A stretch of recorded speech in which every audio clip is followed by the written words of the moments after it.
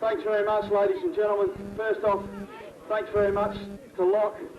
It was always the two of the toughest sides in the competition. It was going to be a pretty ding-dong affair.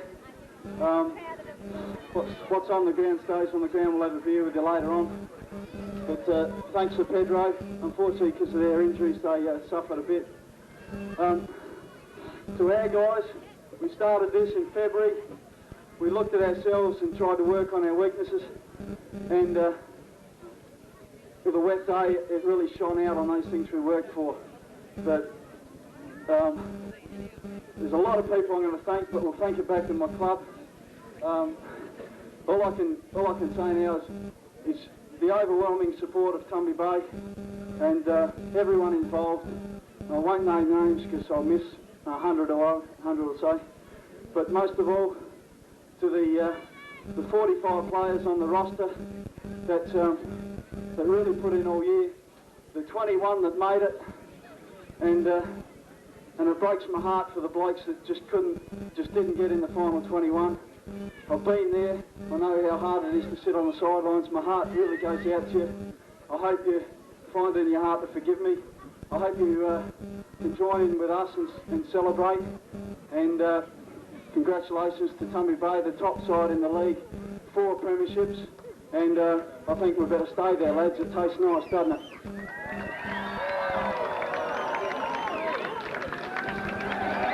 Thanks, Rex.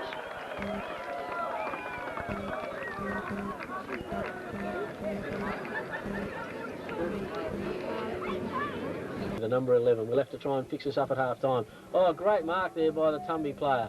I'm not sure, was that Whittaker? It was Whittaker. Yeah, it was a great mark. No, what do you want to do with the direction of the interview? You just want to talk more so about the 95 year? Why don't you just tell me your whole life story? And we'll just pick out the good bits. So you're in Tumby, you're 2 years old. How old were you when you first started playing footy? Pretty much 10, I suppose, 8. You know, the juniors and all that sort of year. They didn't have like the Oz kick and stuff. This is in the Port Lincoln League. Yeah. So I think I played.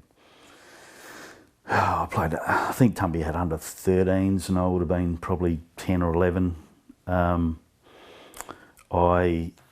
So what happened? Tumby, they had one class have 30 kids, like the grade 7 class, and the grade 6 had 6. So every year they would assess how many kids they got for one grade. So, you either go into the Port Lincoln League and say, well, I've got under 13s this year and under 17s, or under 15s, under 17s. I used to be in that gap territory where, you're playing 2 years under your age group type thing. Which is good for you. Which is good. I went for 1 year, went and played for Lincoln South in under 13s or 15s or something. Because you didn't have that. Because I think, yeah. So Mum and Dad thought, I think Dad thought that, just being on the, but being the 2 year behind, you weren't. So you're sitting on the bench, or you're sitting in a forward pocket or back pocket, or maybe getting bashed around a bit. Steamrolled. Yeah. So much to the chagrin of of Dad's mates and locals that used to go to the footy, but so he was great. Like he was one of those old boy fathers that grunted and didn't really, But he could play a bit himself. Yeah, he played. He was a good player. He played for Snowtown, I guess. Snowdown and then Butte. Oh yeah. He went down and played a few games for South Adelaide. And then he played for someone in the hills because they paid his petrol and beer money, I think. Something. They would have done. And but he went to Tumby when Roger Dunn was coaching, actually. Right. Yep. And he had some he worked at the pub on a second job with the lodges, and they had players like people, but he wouldn't train because his second job was working at the pub, and then just to get ahead, he was working on he'd go fishing, rabbit trapping, just to sort of feed the family. So Tuna or?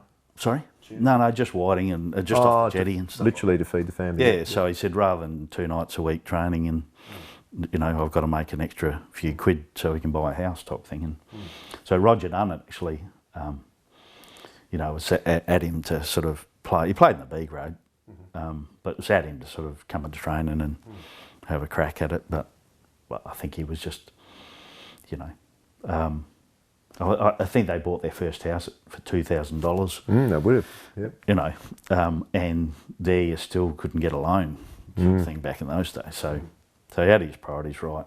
Yep. Except for the 20 schooners before 7. Well, that was clock shut-offs. Everyone did that. Yeah, that's right. That's back when you could afford a beer. Yeah. So not that he was ever a guy that, not that every like that crew did take the lad down and have a kick of footy with him. You know, it was always going off with your mates. You know, whereas in this era, all the kids are home. You know, it's me. I still go out and have a kick of footy with my youngest fella. You know, and he takes great pleasure in telling me he can kick 65 metres and I can kick 30. You know, so. And you say, yeah, now you can, but yeah. Yeah. So the under 13s for 15s territory, I think I had 2 years in those off years with South, Lincoln South. And you know, playing like Greg Phillips. Oh, yeah. You know, he went over to Adelaide just before, he was older than us, but his younger brother Ross, he was 13. He come back and played under 13s. I think he played under 17s. I think he was captain of the under 17s or something. And he was going out to nightclubs. Really, is that right? Because he's a big lad. Oh, he was like, you know what Greg Phillips is like. So he was really, you know, spitting image really. And back in the day, the electric eel and Bodines weren't so particular. That's right. I've had a girlfriend. Everyone was in awe of him because his girlfriend was about 4 or 5 years older than him. And wow! Oh man, yeah. But you know, you'd play against the not Dean Lucan, his brother, who was just a big boy, and you know, not a, you know, very, very aware of his size and strength and that. So he didn't bash us or anything. Played footy. I go and play for Lincoln South, and they're playing in Lincoln, and then jump in the car and then go to where Tumby were playing. You know, and he gets a little kick over the top onto the wing. Harry comes through, takes the handball, running through to centre half forward line, gets the kick down. Secker underneath it, drops it. Gary Carr takes a pack, takes the crumbs, has a shot, hooks it round. It's nowhere.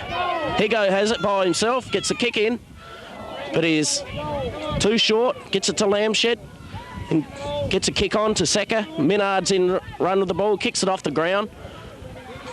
Cross to Danny Cromer, who has a shot for goal. And what's he done? Yes, he's put it through the middle. Sit with Steve in the car and do the stats, or I'd rock up back to the Tumby home game and walk in, and you know, all the old boys standing watching the game. All my dad's era fellas, and there was probably only one. Stevie's dad, actually. Stevie's dad was the only one that sort of really said, "How'd you go today, young Whit?" You know. Oh yeah, all right. Yeah, we won. How'd you go? Yeah, pretty good. And he was a shearer, wasn't he? Yeah, fisherman and a shearer. Fisherman and a shearer. Yeah, but like. Was he much of a footballer? I can't remember his. Well, but he would have played. I mean, but I think he was that era, you know, putting food on the table, shearing and fishing and stuff like that. So because Steve could really play. His brother could play. Yeah, well, Tom went all right too. Arfield kicks out towards that wing position. Stevie Milton's got control of the ball over the top of the ball. Lying there. Players can't get the ball free though. The umpire coming on bounce. Right on the edge of the square.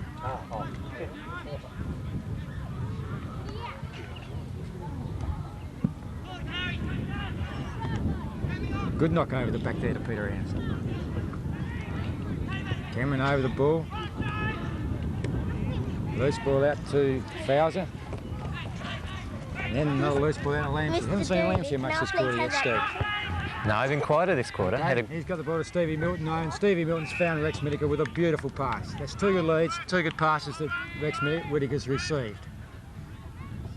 Makes the job hard for a full back. And the ball comes in like that to a full forward. Not much you can do about it. Rex Whittaker lines up, 25 yards out from goal. It's good off the boot. That's a good kick from that angle. Very confident. Kick through the ball. And that retains that 8-goal lead for Tumby Bay. They're back to 13 goals 9 to 5-goal 9. How's it going now? Good. Umpire Shepherd about to put the ball down again. Centre of the ground. Karen Anderson still in the ruck. Anderson got his hand to that one. Ball comes out to Air United out wide there to... It's head to Fowler and back to head. Head kicks the ball down. Pat it's out on the full. And at half full flank, Steve Anderson will take the kick here. Stephen's been solid in that back pocket, Brian. He hasn't had all that much to do, really, has he? No, but Today, done his job.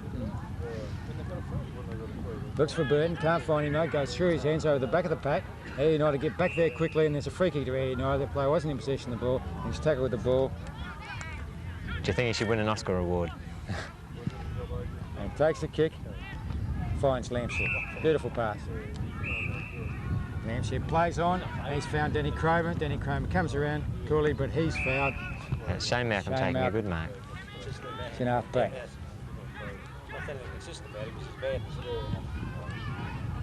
Kick comes out here. Lack of talking there. Each other. Shane Lockwood takes the ball. Handball across to Lampshire. Lampshire's under the hammer. He's going to be run down from behind, but he gets a quick kick away and finds Collins in front of Hereford on this occasion.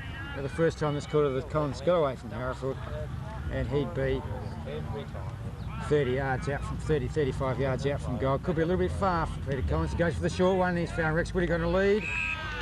Whittaker getting away from Fegan. A little bit slack. One of the defenders should have dropped down there and covered that space so the lead wasn't on into that space. Okay, very hard job for Brian Fegan to have to chase him all the way out there without anyone being in front of him in there. Whittaker lines up. This will be his third for the quarter if he puts this one through. I don't think there's too many doubts about that one. So that takes Tumby Bay to 14 goal 9, leading Air United 5 goal 9. And I think there'd be about 5 minutes left of the third quarter to play, Steve. Yes. Yeah, Tumby are taking the initiative away in this game, using the breeze and setting up an unbeatable lead, I would suggest, by 3/4 time. Right, ball relayed back to the centre by the boundary umpire. We'll see umpire Shepherd preparing to get the play started once more. Ball's bounced. Anderson versus Carr. Anderson gets the tap and straight to Cromer. It's in a quick, high kick, only to be marked by Brenton Campbell for Air United. Breaks away quickly. Messy kick down to Anderson once more. Left footer over to that left boundary line to David Fowler in front of Denny Cromer this time. 15 metre to Fowler. Plays on with a nice looking drop punt. Looking for Mark Anderson. Good contest, ball's on the ground. Aussie gets the ball away. Oh. Bevan Poksley picks up quickly, shoots for goal, and through for 6 points. I watched a real good handball of Billy Oswald. No, a mistake there by Bill. Got it away quickly, but perhaps didn't lift the eyes. Straight to the Air United player there who ran in, kicked a goal. That's a handy one for Air United too. Yes, badly needed.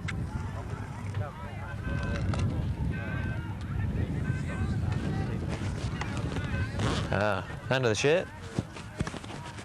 Right, Shepherd bounces. Good bounce. Carr well in front. Big tap down to Burton at centre half forward. Grabs the ball, breaks away the tackle. Kicks quickly up towards Whittaker, who out-possessions Fegan on this occasion to take the ball on his chest. Having a good quarter this term, Whittaker. Get in front, using his speed and his strength. Kicking very accurately. lines up the goals. Going out for his 4th this quarter, I think, Steve. Yes, he's been well on top. Drop punt. Puts it up into the breeze. Goal umpire doesn't even move. Straight through for 6 points to Tumby, giving Tumby a score of 15 goals 9, running away from E United, who are on 6 goals 9. But Steve, you know, really good player, played EP obviously. Yeah. It's funny because around that time, so I'd come back to the Tumby games, and then Steve couldn't play for a whole year because he'd grown too fast and his knees were sore.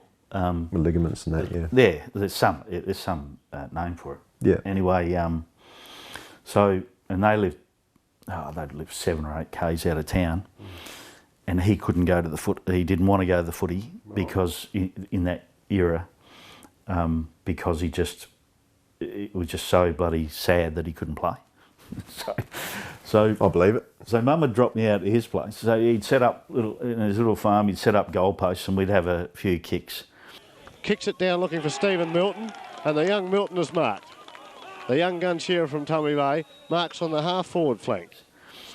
And then we would listen on the radio to the Port Adelaide games, and he would take the stats on the Port Adelaide games. So he would have 10 years of, or he'd listen to the replays or whatever. It mightn't be 10 years, but he's got exercise books, and then he'd rewrite them to make them neat of all the stats. You know, Russell Ebert, Brian Cunningham, you know, that era. So our Saturday was go out there and listen to the Port Adelaide at quarter time, half time, have a few kicks. And then one of the parents would come and pick us up and bring us into town later on or something like that. Wow, fantastic. And how that all started, there was a sort of, we rented the farmhouse right across the main road, the Port Lincoln Highway thing there. And it was, it'd be 2 or 3 k's just to trek over there, walk down the main road, go up his driveway, and vice versa. And there was a tree at the end of our driveway, and his brother Mark had been over there and he flogged the eggs out of a magpie nest. So we were getting bombarded with magpies. Yes. There, but so that Steve honed his, you know, statistical skills. We both, well, the footy skills too, because we both I think feigned injuries going to school. So we at half time we'd be at recess and lunchtime, we'd be trying out our left foot sort of stuff and shit kick, you know, why don't you kick with the right? Oh well, no, that's a sore ankle and you know stuff like that. So and cricket was the same, you know, we'd be down the beach throwing the ball at waves and taking catches and stuff, and then you know, and then we'd find a place where we're taking screamers and get all that sort of stuff. It was that makes good footballers. Yeah, you know, that little nuance where you jump a little bit early before someone crashes into you and you get a ride, or you got a ride from someone jumping on their back just a bit early, you know, just all that. But like Steve was, like his skills were just silky smooth, like both feet, and moving forward a bit. When I sort of came back, he'd had a lot of hamstring issues and stuff like that, and he was in that business in Port Lincoln. And I said to him, mate, like, we've got a good side here, you know, you should jump in, you should come back. And I think he trained for a bit, and then he sort of, I think he done it might have been the year Joe was there. I think he came out a bit and, you know, done a hamstring and then another one, and he just said, look, no, it's no good. So, you know.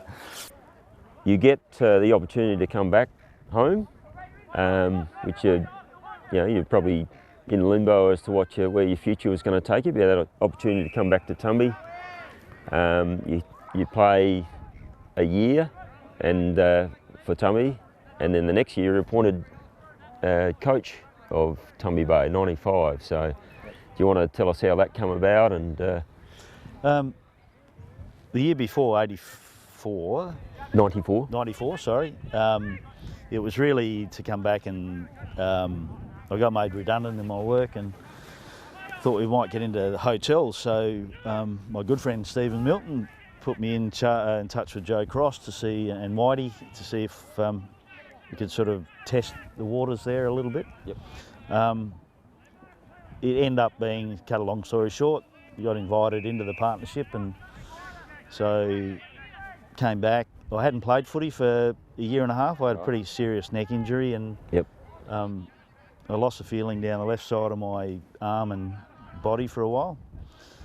So I wasn't going to play footy anymore.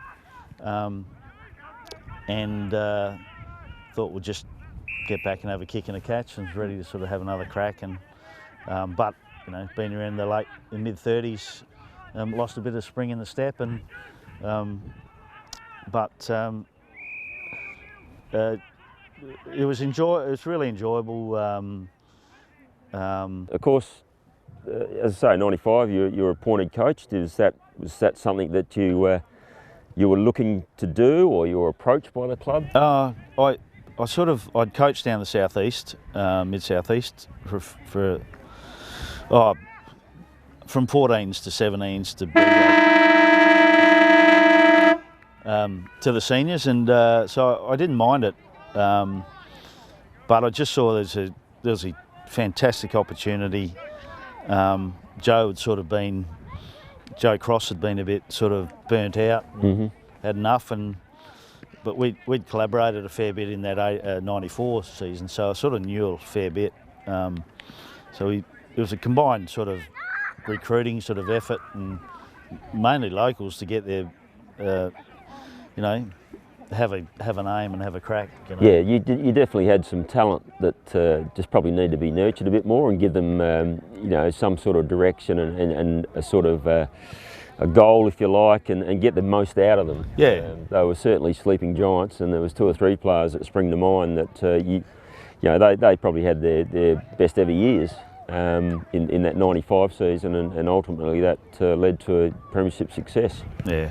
Oh, look, and it was everybody did their bit, but there's the old, the AFL sort of territory where the defence wins at the end of the day. It might be flash and do all this stuff during the year, but when it gets down and dirty in the finals, it's the defence. And we had no superstars, Nobby, but we had Milky, Jackson, Fizzer. Yep. Just solid citizens. Yeah, Grouf, Franks. They were just, and they gelled. We called them the Frugals because they were the least scored against defence in the league. Jacko didn't know what that meant for the first half of the year, but they took great pride in that, and this is a little team within a team. The young fellas that we had were just, Michael Curtis, John, Cody. Yep. They were the emerging.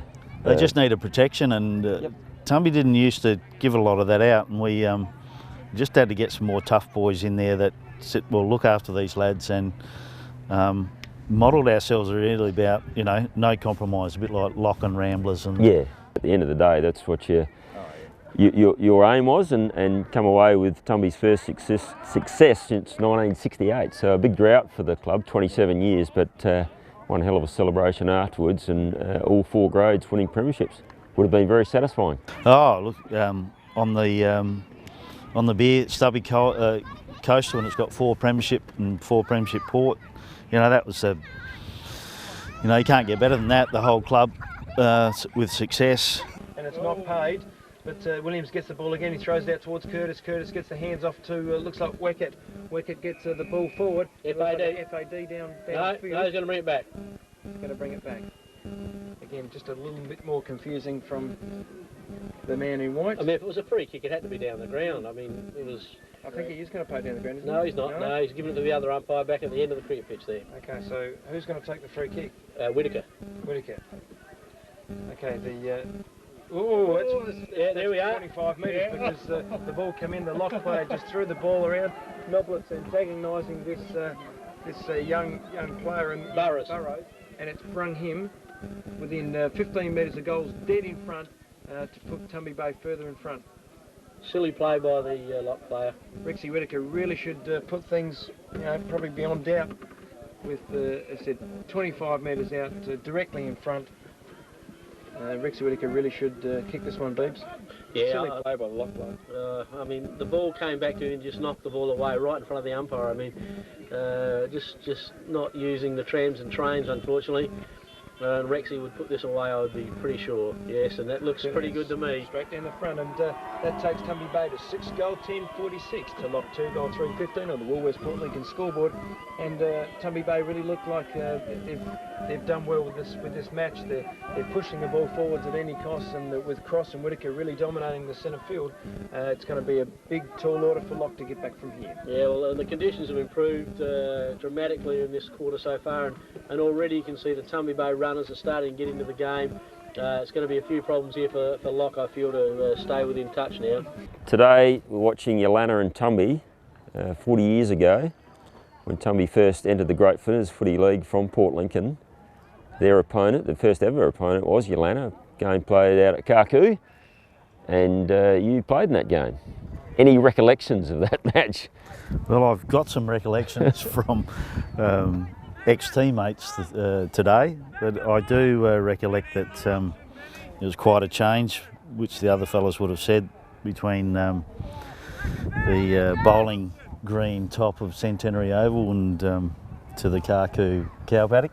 Cow paddock, she was a bit ordinary. There's a lot of sand on the oval and very uneven surface, but Tumby had a win, and it was a hard-fought win. Probably we went out there expecting to win and win easily, but it was a bit of a struggle. So you're probably struggling to remember the game in its entirety, but you're only fairly young then, probably 17-year-old back in 81 or 18? Just 18. Just 18. Tell me about Rexy. Rex was a young player when I was there, so he just come up through the Colts, basically. Kicked a lot of goals, really clean, skilled, one grab player. High kick up to Bevan Pugsley. All right, Danny Cromer got the ball again. Goes over, gets the handball through. Gavin Dunn swoops on the ball there, just past centre, and fires a beautiful pass. That was a magnificent pass. Hit Rex Whittaker, lace out. You got good eyes, Brian. 35 metres out for goal. It's a white lace. It was a marvellous pass. Good lead too. Rex Whittaker should kick this one. I think he's got that, and there's no doubts about that. That's another goal to Tumby Bay, and they go away to a lead of 12 goals, 9 to 4 goal 9. That gives them that 8-goal lead we were talking about before this quarter, which could be dangerous for United. Yes. Hard to see an 8-goal break being overtaken at this stage of the game. I don't think the Breeze is that strong. I think the Breeze worth maybe 2 or 3 at the most. Yeah, United aren't capable today of getting that flow on football to get the quick goals. Whereas when Tumby do get the ball down forward, they're scoring pretty effectively. The only person really firing from the forward line seems to be Fegert, isn't it? Yes, yeah, he's a one-man band at the moment. Mark, it seems to be. The ball comes out of there fairly easily. Kicked a lot of goals. Kicked a lot of goals, yeah. He was a long kick, but he's also a good grab, and he's good on the lead. Kicks it out towards Whittaker, who's in front of his immediate opponent, turns and races off, races forward. Yep, there's a game there that where you play Air United in 1982, and I reckon he kicks a bag. I reckon he kicked 7 or 8 in one game. So, yep. Yeah, might be the one. Steve Anderson works the ball out. Nice kick down to Stephen Milton. Milton kicks a low kick. That's the kick into the breeze. Brenton Campbell drops perhaps a mark he should have taken. Lamshed picks up the crumbs, goes for a run, one bounce, kicks the ball around his body, looking for Mark Milton, controls the ball, handballs on to Danny Cromer, picks up well, another long handball into the space, giving the runners a chance.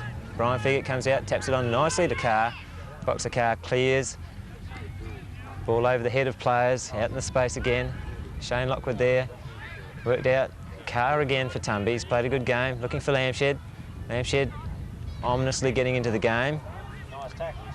Anderson holding onto the ball, Shepherd agrees. Took far too long to get rid of it, and Mark Milton has the kick. kicks to the true centre half forward spot. Once again, Lampshed. A quick kick around his body to Cromer. Cromer on to Whittaker. This could be Whittaker's 7th. Whittaker has notched his 7th goal for the game. Right, we now pause for a commercial break. So he was a good player, went on to coach a premiership side. So, you know, this is what put a stamp on me, I think, was, you know, I'm 19 and played in the grand final. We lost by a point or something, and, you know, my performance wasn't real spectacular. Ball's knocked away from him to Whittaker, across to Cromer, back onto his left leg. So, but then, you know, it was sort of, you know, you're 19 and you're sort of 18, 19 and you know, oh, well, let's get on the Terps and go and chat up some girls and stuff like that. But, you know, the change rooms after that game were those Whittaker takes the ball. 30-year-olds that were just devastated. And that really stuck with me, and so much so that, you know, the John Southerns and the Bill Oswalds, you know, in that year, I used them as a little bit of a example. Well, it's more so sort of getting these younger fellas and these ring-ins to go, you know, these two guys, they're like Heckle and Jekyll at the footy club. They had their own little bar, and all the boys used to get, like the players just go up and they have a bit of fun with them and muck around. And I said, you know, these guys they missed out. They were playing in Port Lincoln getting beaten by 20 goals every week, you know, and both of them played in the back lines. Dropped it. Cromer picks up the crumbs across to Whittaker. Whittaker. They'd missed out on the glory years, and by that much, you know.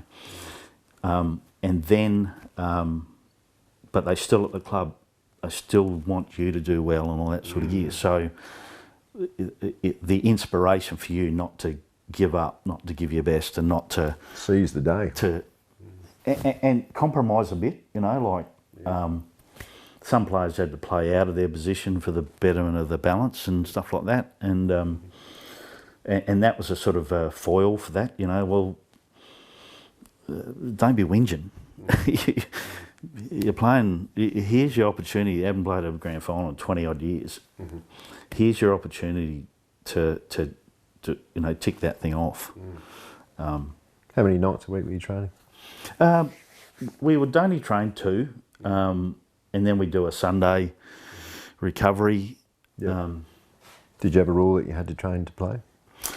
Pretty much. I was in a bit of a sort of a pickle there because it was normally you would say no drinking on Friday nights, but I was a third owner of the pub. How did Joe Cross come to the club? Well, he was he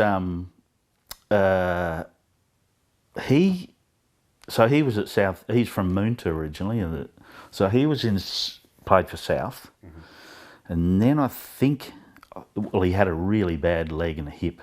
I think it might have been for a car accident. Yep. So he was on painkillers and bloody. Now he's on red wine. But so Steve White and him were from Moonta. Steve had married Joe's sister, and they started up. They got into the pub at Tumby. So he came over to work at the pub and have a game of footy. Oh no, he's giving it away to the Tumby boys. They go in board looking for cross dodges and weaves, and he gets a kick in towards Frank's right across centre half forward, goes in, and it looks for the full forward there. That's a great mark there, taken by Gahati. What year is this? Oh, it would have had to been around the 92, 93 territory, I'd think. 90, 91 might be a bit earlier. Yep. How were Tumby going at that stage? You were at Millicent, but I think you're aware of how they're going? Always around the mark, you know, like, but it was it was a Rambler. It was a second coming of the Rambler era, like. That's what the pawn, the lock player goes. He kicks in. He goes straight up the centre of the ground, and he's looking for Griffiths, but no, Rexy Whittaker. Rexy drops in there. right at centre half forward for he goes in short looking for Ainsbury. Ainsbury comes out. He's a steam train. So I think it was 81. Well, this is the first year Tumby was in there. Because I played one season. I played a few games with the last year that we're in the Port Lincoln League. Yeah. And Brenton, I played my first game. Brenton was the coach, and you know the Harris twins and Tony Higgins and Jesus, bloody fantastic. Southo, Aussie, and all those. Jack Carr, Mickey Caulfield. Yeah, just fantastic. You know, it's a bit like going to Port Adelaide and you're training with you're training next to Dave Granger and Kim Kinnear and Russell Ebert and those sort of guys in there going, holy shit, you know. And but 81, you know, they were up. Tumby was up in the top 1, 2 or 3. Couldn't quite get over. Goes for it one-handed, still in control. Tucks around his opponent now. Good handball over the top there. Fitzgerald kicks the ball in, looking there. No, it's taken away by Caulfield. Well read off the packs. And a good mark, strong mark taken by Peter Burton. He'll go back looking to kick long. Looking in there for Shane Harris. It's knocked away from him. Taken away in the back pocket there by Temple. He kicks a high wobbly old kick, but a Spurton all by himself takes the easiest of chest marks. Kicks across towards centre half forwards now there. Nobody can mark it, it's off hands. Blacker handballs out to Minard. Kick smothered brilliantly by Lamshed. He lines up for an open goal. And yes, it's a goal. And Tumby go to a 2-goal. So I mean, from 81 to 95, is it, you know, that's 15 years of going in a new league and you're thinking you were going to you were going to kill the pig. Well, that's all the opponents from the Great Flinders were saying, no, we don't want Chinny. So there was some opposition. Oh, yeah. Most of the sides in the Great Flinders didn't want it. And then Tumby were just, you know, most of the people at Tumby were just smashed, you know, like you couldn't keep up the clubs in Port Lincoln. Yep. Who were obviously probably spending a bit more than Tumby. Yeah, no, but you know, like that's the Lincoln culture, you know. Obviously. Well, Port Lincoln's the second biggest bloody city in South Australia, you know, and tuna money, and you know. Remember bloody Graham Richardson played for us, Milky. His brother, Laurie, played full forward for Waybacks. And on my great mate, Aussie, kicked 20 goals one day. Wow. You know, like this was the... And then Tumby came, like in the last couple of years, they recruited a couple of Port Lincoln boys to come down there, and Happy Pedler from you know, and it's a big recruiting thing just to sort of let's give it a crack and let's give it a go, you know. But still only in the top 3, top 4 maybe. Just getting to play finals for the first time for a long time, really. So, you know, it's sort of in between, but so you had the opposition, so you had the Doug Murphy sort of territory that said, oh, look, you're better off playing, having your lads playing at a better league and all that sort of stuff, which is all well and good, but getting smashed every week is not actually that good for development. Man, it was soul destroying, I reckon. And if it was this day and age now, they would fold, but Tumby would not fold, but you know, lose support and people wouldn't come and watch. Ovens for Tumby Bay at the centre half back flank for Tumby. In towards the centre. Higgins. Bad luck there by Pedler, slipped just as he leapt. Higgins drives the ball forward up to the centre half forward line, finds Harris. Minard caught behind at that time. And Harris will now put it right in. Higo's on the lead. No, it isn't Higo, it's Danny's short pass, looking for Harry, and he gets thumped as well. 15 yards, and it's a bloody beauty, 15 yards. It's about 30 in my books. But oh well, it was there. Chaz is not much of a judge of distance. Thanks, Tom. The gift horse. What's he done with it? Is it his first goal? Yes. First goal to Harris. He's kicked 1 goal for. Tumby now go on to 7. So coming up to the 90s there, obviously Joe Cross is in town. Yep. And there's a little bit of momentum gathering. There's some talk of maybe you coming back to the pub. Yep. Were they splashing a bit of cash at the time as well? No, so 94 I came back, and me and Joe were, like I said before, spent a lot of time together in the pub, and he was sort of trying to feed some stuff, you know, how I sort of seen things as an outsider, and just for that year. So we got to, I think we got to a semi-final, I reckon, at Karku, and I think Joe had buddy had coached for a couple of years up to that stage. Page is taking the ball in the centre half back. We're well into the second quarter now. The siren's due at any stage, so Page comes out to the wing, wobbly to the old true wing position. It comes in towards Bratton, and Bratton will take the mark right on this grandstand wing. There's a lot of support for the Tumby Bay, but Bratton comes in. He goes in long, looking to the half-forward flank, looking for and trying to find Weckett, but the ball comes off the back of the pack. The lock player picks up. He tries to get a kick around, but there's a new player in Tumby Bay.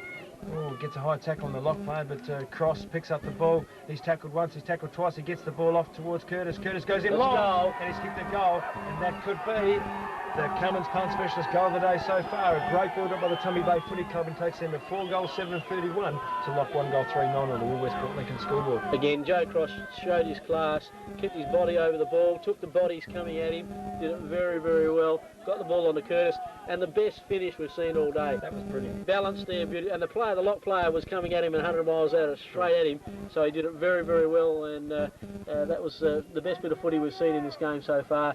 Tumby did it well and worked a good goal, and that's a real important goal for Tumby. So let's put that down for the Cummins punt specialist goal of the day so far. And he was a little cooked, I think. More disappointed, I think, at that. It looked as though we could have just, you know, Maggot was 16 over 17, he was playing there, and there's a couple of lads, and we'd sort. It was just a turning. It was a turning thing in that semi-final, I reckon, where if we lifted up, we could have bloody had a good old crack and could have won, you know. Umpire now sees the ball, gets a headbutt from Rexy Whittaker, tosses up Code and Cameron. Cameron's really lifted in the ruck.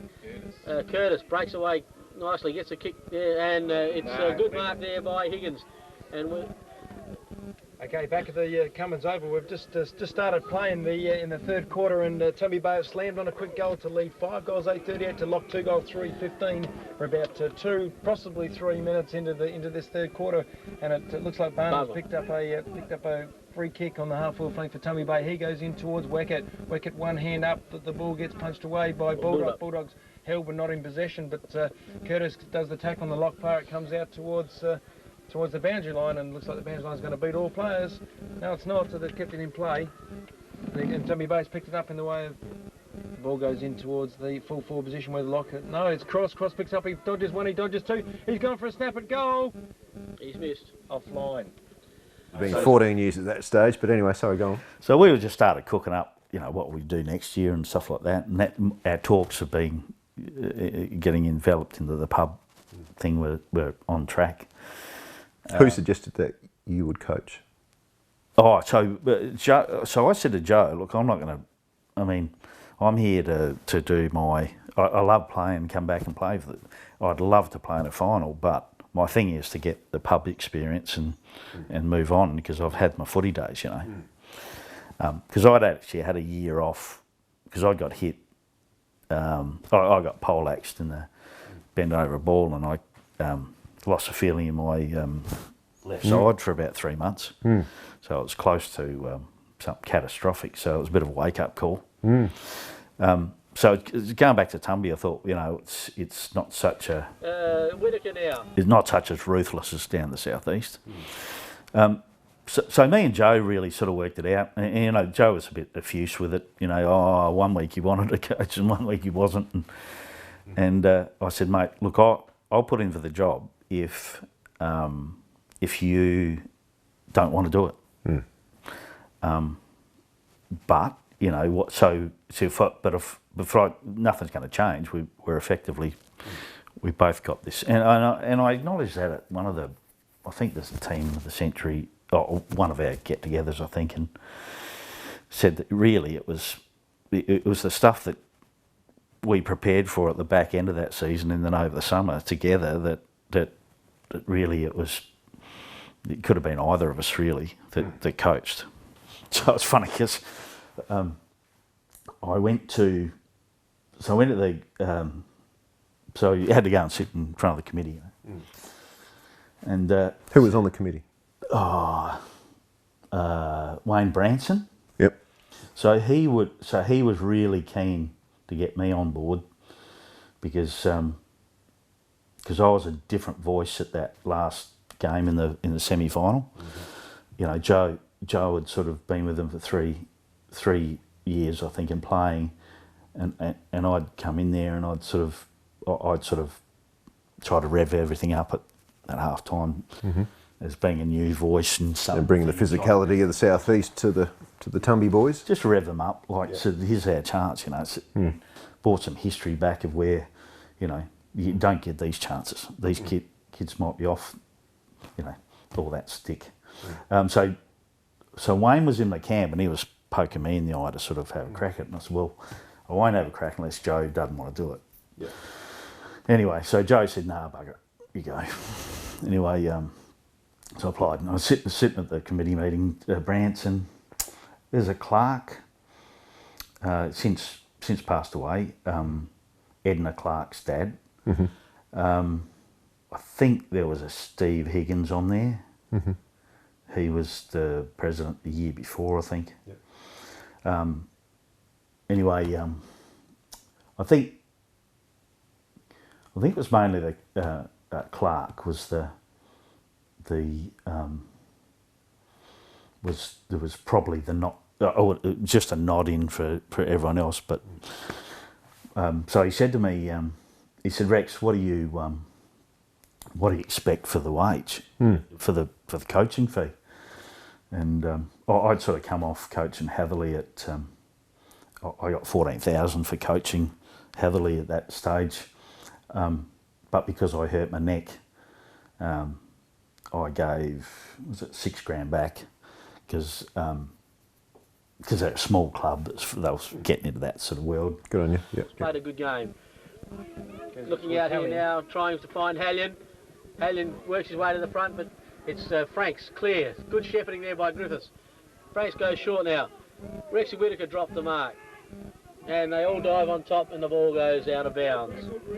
Good tackle from Ricky Hallion there, put good pressure on without giving the free kick away. So I get to Tumby and they go, oh look, you know, we're not big money people. Yeah, I understand that. I'm not here for the money, mate. I'm not here for the money. And anyway, it was a bit of to and fro, and he was sort of, you know, well, what do you expect? I said, well, what did Joe get? What did Joe get last year? They said, oh, we had him on. We gave him $1,200, and then I talked to Joe later, and he said, yeah, they gave me $1,200, and I gave him $1,600 for the TVs for the club rooms or something. I said, that's my deal. I'm happy with that. Yep. But well, that's what you get having a local boy. In fact, they were lucky to get Joe for that, being an outside. Yeah, it was just Tumby's a little sort of. Well, but he got to be part of the community, and that's right. Look, Joe, and myself, you know, like he's got one of the bigger businesses in town, and just being involved in the club, you're going to get that like that patronage at the hotel anyway. So you know, but it really wasn't a thing, you know. Like me, it was, you know, I was hoping to play with a couple of mates. Like there was a whole different team. Because this is your last year. Yeah, second last year. I played in '86, coached in 96, 95, 96. Yep. So they gave you the job. Yep. So the pre-season was really just some different ideas, really. I remember Brendan Lampshed had this bloody training thing where, which I didn't do, but it harks back to that. So we go from Tumby Bay to Lips and Co, which is, I think is about 14 k's. So it's a Sunday, so after a Saturday night, and we I think we had 4 or 5 teams and whoever racked up the most points at the end of the year got a keg. So part of those teams we had, let's say there was 4, I think, 4 or 5. So the task was that you have a ute and a medicine ball and your team, which would be 6 or 8 blokes. If one team, only 3 rocked up, we had to carry that medicine ball for 14 k's. Wow. With a ute with 8 blokes or 4 blokes sitting in the ute. So, you know, so the pressure on then, as Brent was trying to get across, I would say, is that, you know, if your teammates don't back you up and rock up, doesn't matter how sick they are, you're going to have to carry the load and you're going to be pissed, you know. I didn't do that, but I remember our group. There was only 3 that could run in the last 4 or 5 k's. They were just smashed, you know. And you're carrying this unwieldy medicine ball, and you get there, and there's a bloody keg, and then there's all the girls are there, and the barbecues and the tents there. It was fantastic. So that gave me a bit of a thing. So we had I think we had 4 teams and 4 colours, and that was a bit of a push to get those guys, just to get that camaraderie up. And you know, one night we'd get there. One night was sort of things are getting toey, so Joe had rocked up and put a keg in the change room, said people were rolling in to get with their boots on, and no mate, we're just going to have a bit of a chat and see how everyone's going. Great.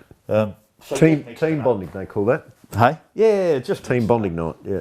Yeah, so pre-season was, I love the beach, love the sand hills, love the... Yep.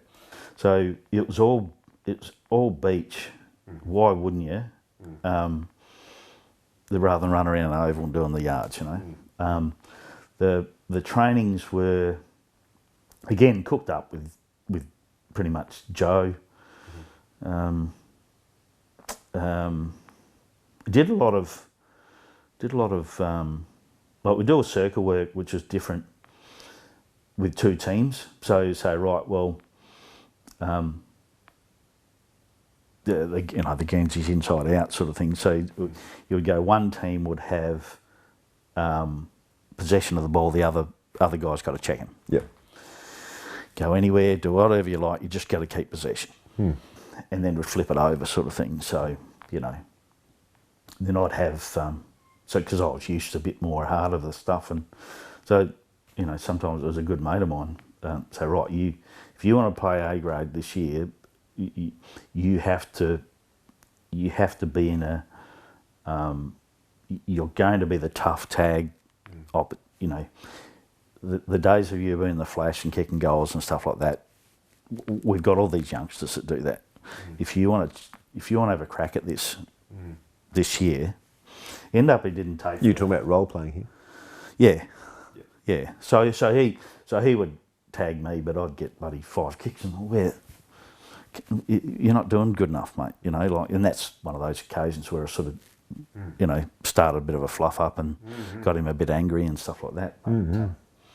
But yeah, you expect him to be grabbing your jumper and being annoying. And then you should. And then I think that later on in the year there was a fella that Max Bratton had a bad ankle and he wasn't going to play. Oh, it was on a 50-50 thing, and the fella that won back from getting in the side. So that and I'd seen this. It was quite brutal, really, in the southeast. That probably regret a bit, but so the test for Max to get in the side was to stand the player that was missing out, and it was a one-on-one, kick the ball and lead and stuff like that. And Max gritted through and he got the nod. I think it was a team-based bloody thumbs up, really, and the other fella had to accept it. Yeah. Yeah, he didn't want to hurt him and didn't want to do this and do that. And so, well, you know, it was brutal. It was silly if you look back on it, but just those little quirky things. Football used to be a lot more brutal. I mean. Yeah. Yeah, it was just an expectation that, you know.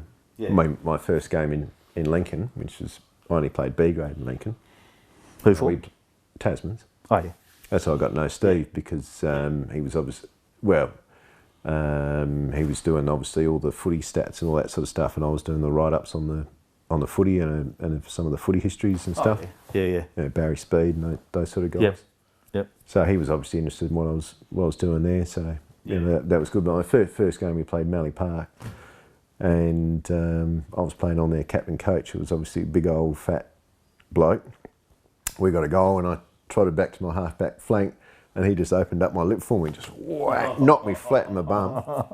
And I was just sitting there, and the lip would come up like a big parrot sort of thing. That's just the way it was. Yeah.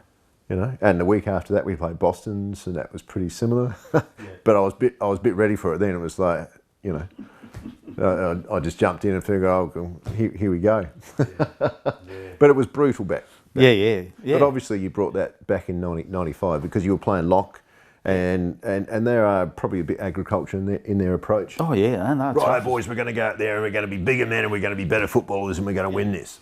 Yeah, they were the standard. I mean, so you had to bring that to them. Yeah, and that was the theme through the year, was that again, the back line with the Frugals.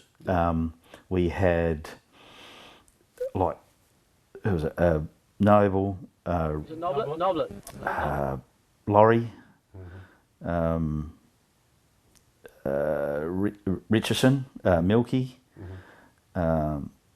Jackson. So 4 out of the 6 were just, you know, I could tell Jacko that I just don't want this guy standing up much longer. Yeah.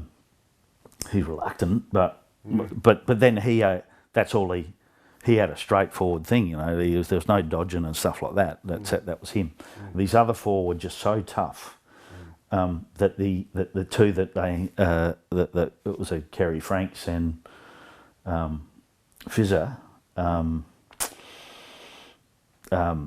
You know, they could do the dance, and they get out and say. So one of our things was that Kerry Franks was the switch guy. So these guys are all the pugilists, and he'd slip over this way for the switch the direction. So, and all you had to do was whack it over there on the wing in front of him, and he would pat it along and run, and it just seemed to bounce up into his arms and do that, you know, like, and you know, a new team. We were blessed because I've sort of been involved in new teams before, and you get recruits and you get young blokes up, and it takes, you know, 10 weeks, you're about halfway through the season, you're really just only really getting to know which way to turn, which way. That's why normally it would take 2 or 3 years. That's right. Get the flag. You got it first up, which is a good job. And that was really, I think, based on the camaraderie and the talent, really, that tended. It was a purple patch.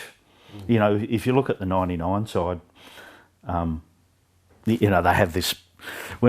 So I left Tumby at the end of 86, 96.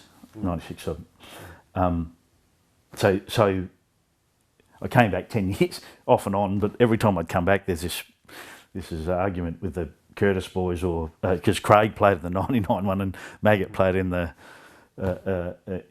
95. So there'd be this argument about who's better and what whose side would do, you know, like, and I'd get back and holy shit, you know, like this is still going on, you know, 10 years later. Well, that's the Curtises for you. I'm a Curtis on my mother's side, so. Oh, are you? Yeah, right. Yeah, so my middle name's Curtis because I have that sarcastic sort of manner about me. It's probably true to say, but that's a Curtis thing. Oh, and Richard just I mean, I think he got tapped on the shoulder, and I saw him play. He played B grade for a lot when I was sort of growing up, but he was He was not liked. Over to Andrew Newland, who picks the ball up, runs through centre half forward, kicks down to the full forward area, where the ball is contested by Trezise, and Tricky Curtis picks it up onto his left foot. Cots. He follows the ball up well, Curtis. Goes down to the wing area. Yeah, right. And I think he got tapped on the shoulder to sort of say, no, I think you've had enough. You go back on this ground again, I don't think you'll come off. So, yeah, I think. Tumby, run on by Carpenter, cannot pick it up. Pack forming, brought out to Cough. Here again, handballs to Connolly. Connolly sidesteps, gets it on his right foot, right in the forward position where Curtis marks. He quickly plays on to Sampson. With his left foot, brings it down the wind to Tom Milton. He jumps high but cannot mark. Bellinger gets the crumbs, puts it on his right boot and down. Right on, Bubbles. In now, Lauby. No, it's Cough. Cannot pick it up. Caught. Curtis. Pack formed. And plus he had business in Cummins. Like you know, he went out to Cummins and you know, if you're going to be, it was a bit of the old slow boys that get the elbows get sharpened. Yeah, definitely. Oh yeah. But see, I got even though I was sort of putting this very tough persona on, it was more so like a shepherd or a protection of Michael Curtis or Cody, or take the spotlight off them. A bit like the Roger Dunn era. Yeah. Famously in '68, he said, "Look, leave it to me, boys." That's right. And he said, "Don't retaliate." They can, and then I think it was at 3/4 time. He's cooked. Mm-hmm. I will run around and do my best. If they keep coming after me, do not stop playing footy. Mm. Yeah, I mean, Rexy, captain coach of this side, I'm sure that he's going to take all the time in the world and use up the clock. But there's still a chance. I mean, there's probably 8 or 9 minutes to go. Rexy going short now. Oh, yes, well done by the Brown. So, you know, I couldn't jump anymore, and I remember, God, that young Higgins, Brett Higgins, went over to play for the Crows. He got drafted at 16. I remember me playing a game with him, like he was a prodigy, like his old man, buddy. And because I was a senior player in that first year, he's handballed to me. We're running down the wing, and he's handballed to me. And this is where you sort of realise your limitations. And he's run past me. I was going to say. A tireless job. Young Curtis has played well. There's been lots of good players at Tumby Bay. Richardson, looks like Richardson's coming off now, as the captain coach wants to be there for the finish, I feel, and he comes back on. Rexy Whittaker. The player now is slung the lock player. He knocks the ball forward again. It looks locked now. The ball's kicked forward for Tumby Bay. Lock Hetzel. Hetzel gets it on his right foot and he has a dash, but it's faded across. There it is. There's the siren. The 1995 premiers of the Great Municipal League is Tumby Bay. 8 goals, 18, 66 defeated Lock, 6 goal 4, 41. And that's a great scene here as Tumby Bay have taken out the final. And it's something that I know Tumby have waited for a long time to get that premiership, and they really deserve. They've had a fantastic year, the club. What have they won? 4 premierships today, counting the minis? I think the minis finished top, and they've had 3 premierships today. So that's a fantastic effort by the Tumby Bay Football Club today in the 1995 Great Flinders Grand Final. Tumby Bay just repeating. Tumby Bay 8-18 to 6 goal 5. So it was a fairly comprehensive sort of win in the end. 3 goal 13. So just over 5 goals there.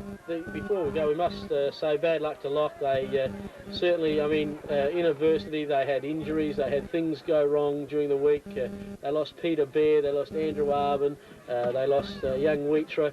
They lost a lot of players, and the thing is that they did a great job. They lost Peter Durden early in the first quarter of that sickening bump that he copped, and you know, the thing is they never stopped trying, and a lesser side I think would have been kicked off the park, but they kept battling away, and congratulations to the Lock Footy Club. They can hold their heads high because they did a terrific job today, and they never say die effort of Lock, I'm sure will stand them in good stead in the years. They've got a few good young footballers out there too. Which, certainly have, and, you know, and they, I mean, that they can be discouraged that they lost today. But as I said, they had a lot of things go against them. They had 4 major injuries before they took the field today. So they've got something to look forward to, and that's next year. Yep. But all credit to the Tumby Bay Football Club, and they are the 1995 premiership team of the Great Flinders League, and.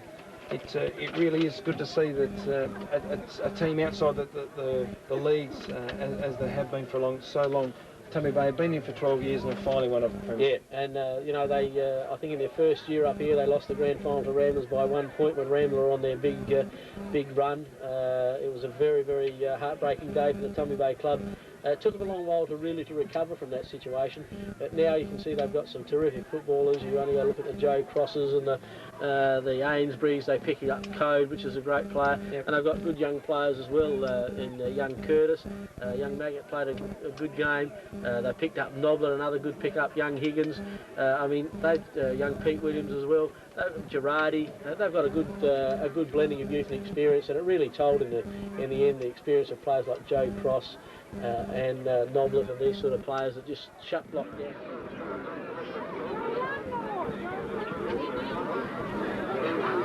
But, you know, so my role at that stage was really one to take the focus off, and so I played on the ball mainly. You know, so Cody would tap it to Maggot. Maggot would do this little dance around, and more often than not, I'd just step in behind him and take the shepherd. So, but the shepherd was. It's funny because Tumby, that place, you know, like shepherds weren't a thing. Big thing, you know. So, and I was a big body. So if I stepped in front of someone, they bounce off. I don't move too much. So I get tagged as a bit of an aggressive, dirty player. But that's what Tumby needed. Because, to be honest, you look at those earlier games and Tumby are brushed aside a bit and get caught out because there's no one there putting on the shepherd and you know, that sort of thing. So the big Rambler boys. Oh man, bloody Ash Warner, Jesus!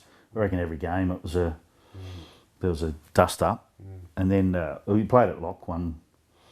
We played at Lock, and right in front of the hill with all the ripples and check shirts, flannelette shirts. We'd sort of reverted back to that pretty football, and we're playing at Lock, and I'm going, well, we've got to send a message to these guys, you know. Anyway, again, I wasn't a bit slow, but right in that forward pocket, right where the hill was, this young bloke, he's probably 18, 19, skinny little thing, was going to run around me, and the old sort of one of the big rules in here was you always go for the hips. So I just happened to go the same way as he was going, and I grabbed him and got him. Anyway, I picked him up and I've gone, I bloody winded him right in front of that crowd. Well, bloody, they went bananas. They've howled. And then I've got a bloody message after the game. I don't think you should go into the... Don't think, because we ended up winning. We won every game that year. Wow. Don't go into the club rooms. So, you sure? I said, buddy, I snuck in the side door and went straight to Beardy and sort of, buy a beer, mate. You know. But, so I was number one. Number one, and then there's...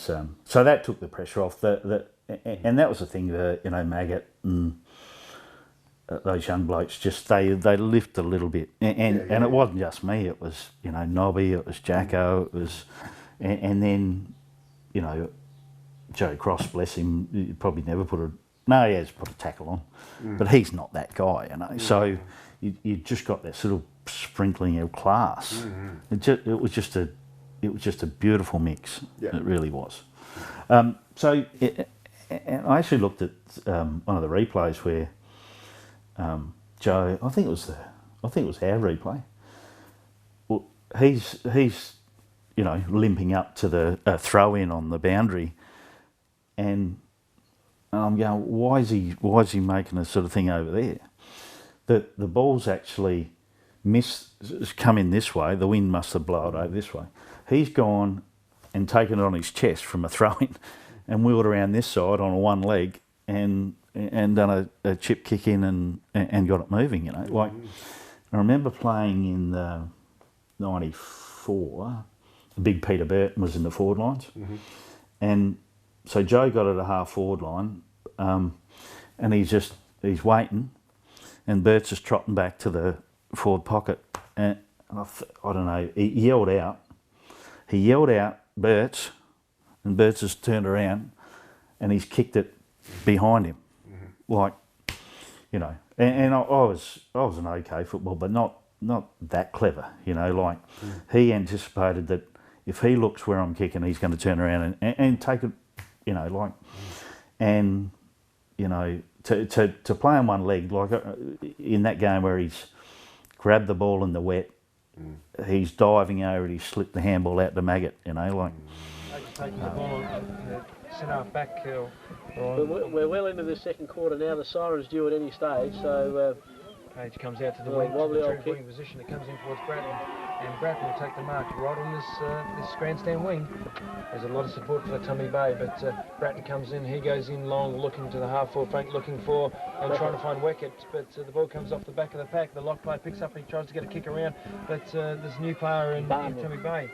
Oh, gets a high tackle on the lock player, but Cross picks up the ball. He's tackled once, he's tackled twice. He gets the ball off towards Curtis. Curtis goes in long, and he's kicked a goal, and that could be the Cummins punt specialist goal of the day so far. A great build-up by the Tumby Bay Footy Club and takes them to 4 goals, 7-31 to lock 1 goal 3-9 on the Woolwest Port Lincoln scoreboard. Again, Joe Cross showed his class, kept his body over the ball, took the bodies coming at him, did it very, very well, got the ball on to Curtis, and the best finish we've seen all day. That was brilliant. Balanced there, beauty, and the lock player was coming at him at 100 miles out, straight at him, so he did it very, very well, and that was the best bit of footy we've seen in this game so far. Tumby did it well and worked a good goal, and that's a real important goal for Tumby. Yeah, really, really. You could see it was such a travesty that he got injured and didn't keep going on with South. You know, that's a sad thing about it. But then he wouldn't have been at Tumby and. Oh, that's right. And in the pub and all the rest of it. That's right. Comes to the back of the pack. Griffiths first to the ball. Comes out. Joe Cross picks it up beautifully on his left foot. Kicks it in, and it looks like, is it Curtis? Looks like Curtis has taken the mark in the right hand. He'll be on a very acute angle here. He's lining up now, looking for his second. He'll be the only multiple goal. No, Coe's got 2. Comes in, kick looks pretty good, and it's a goal. And that's a very, very good goal for Tumby Bay early in the second quarter.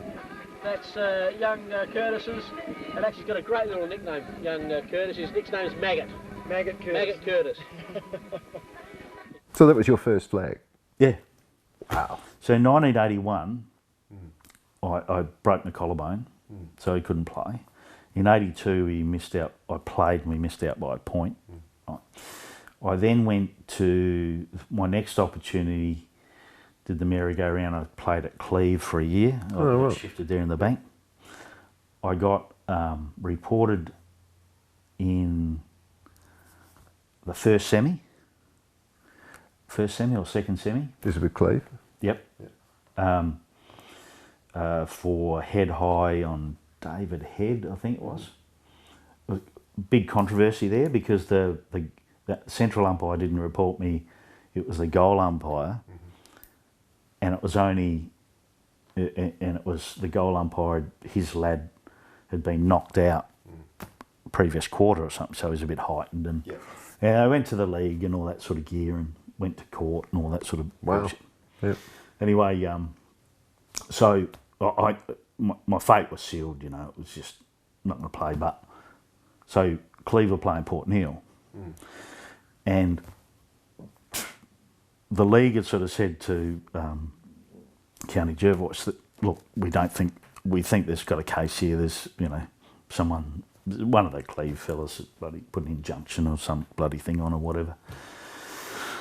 it all went to committee. I got invited to the big honchos and the stuff like that. You know, I was bloody 22 or 23 or something like that, and you know, still wet behind the ears. Don't know. You know, all you're worried about then is footy, getting on the piss and chasing girls, really, and having a Tirana perhaps. But that would be that'd be nice. Yes. So this is about 87. It was 85. 85. Yeah. Right.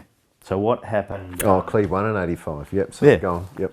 So then I went to this meeting and the guy said that the president said.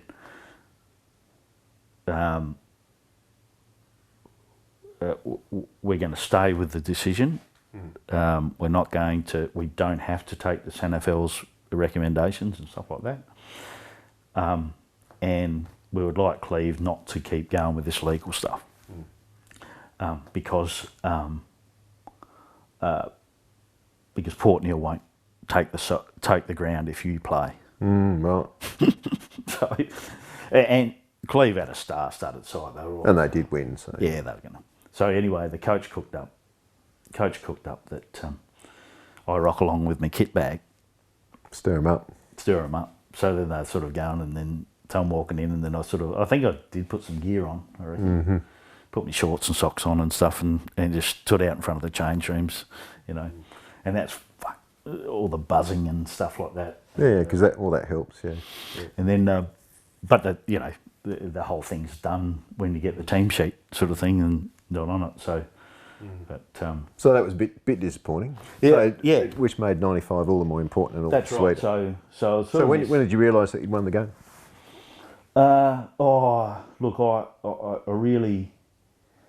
I was still manic up until the siren. Really? I was. It just meant so much. I mean, my dad was there. Wow. You know, Stevie's dad was there. You know, all that old, you know, just those old blokes back when I was, you know, and then the players that I played with in the 81 and 82 sort of territory, yeah, been the last chance corral, really. I really got angry in that game, mainly because I've lost opportunities. I was angry at the weather because we probably would have been 18-8 instead of 8-18, I think. But you know, that there was a couple of players that which is always going to be that, and I got a bit angry with guys that didn't sort of seize the moment. And then on the other side, I got angry that a couple were just going overboard, like they were crashing into each other. And I remember Higgins and Weckett run into each other, and the ball spilled, and it could have been a rebound goal, you know. And I ripped into them at quarter time, I think, saying that you know, if you cock it up, fix it up, you know, and not running into each other is one of those things you fix. You know? And I lost the. So you were fairly emotional during the course of the day.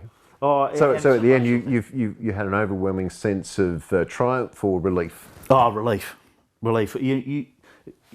You would have done a lot of footballers, and I remember that there was a guy that played for Norwood, and he got put in the Crows squad early days, and he played, and he retired, and everyone sort of thought, no, what the hell are you doing? And he goes, the games were just so. I was so worked up about it. I didn't enjoy it. It was a relief just to. You know, for me, it was. You know, I was obligated really to coach the next year, but but you know, those boys that you're going to lose 20% of that side anyway, you know. And I just hung on. I was one of those fortunate guys that was young that just hung on to that. I was good enough to just play in that side another year or two, you know, or to get overtaken by the Curtises and all that sort of stuff. Anyway, so those younger fellas. So Oh, but you got there. Yeah, look, everything came together on the day pretty well. Yeah. And a few injuries for Lock 2, which was with Pedro and that, which didn't hurt. Yeah. Oh, look, I was a bit disappointed that they didn't stay on the ground because they didn't. They were disappointed and they went in. And unbeknownst to me, the Durden had been injured. I didn't know, so that was a big miss for them. And it came about because of hip and shoulder from me. Great, good job. Well, you know, he's a really good guy, and I didn't know. So, and on top of being the aggressive fella during the year and rattling their cage a bit, sort of thing. I don't know what their reason is. They were disappointed, but you know, I come from the Russell Ebert sort of Port Adelaide world of humble in victory and a bit pissed off in defeat. Noble in defeat. Noble in defeat. You know, yeah. In the euphoria, I sort of get back to the change rooms and stuff like that. And well, I was at the dais getting the thing and thanking our people, and so I like to thank the lot. And turned around, and there was no one there. So I went in the change rooms after, and you do the obligatory go into the other change room. So Tony Higgins, Dion Watson, that's right, accompanied me in there. I think it might have been Wayne Branson. And to thank them, to say, and it really just rolled out. It was just feelings of what it was all about. And I said, look, you're very much like us. You just battle away, and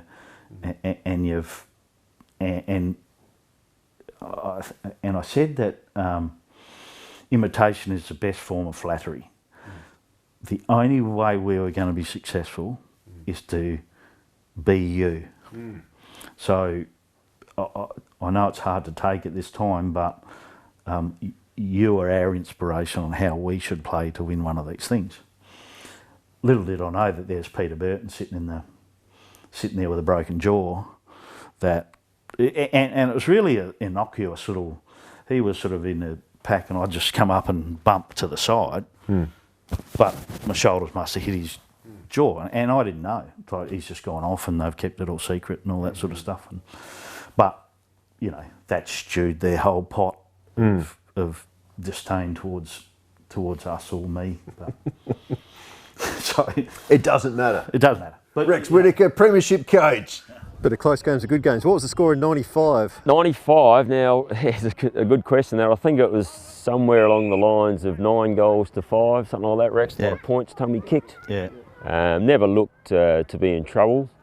Once you got 20 odd points ahead in those conditions, they were never going to come back. You wouldn't have thought Lock. And but I do remember, as once again not involved with the club, but certainly in Rex's corner there as a lifetime friend, and watching the intensity that Rex had on the boundary line with probably only 5 minutes left in the game. The game's well and truly won. Tumby 20 odd points up. But Rex, to the end, was demanding of his charges that they just fight it out until the end and don't give Lock any chance to score at all. So